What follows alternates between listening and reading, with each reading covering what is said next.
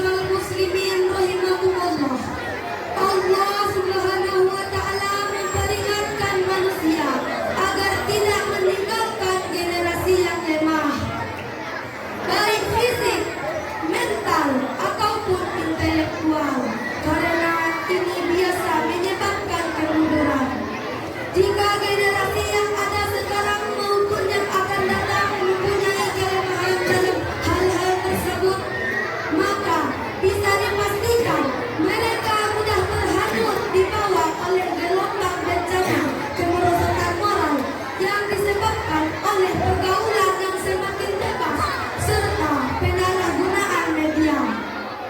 Karena modal utama mereka dalam membentengi diri dari bencana adalah tingkat intelektualitas, pemahaman manfaat dan mudarat dari suatu pergaulan dan media.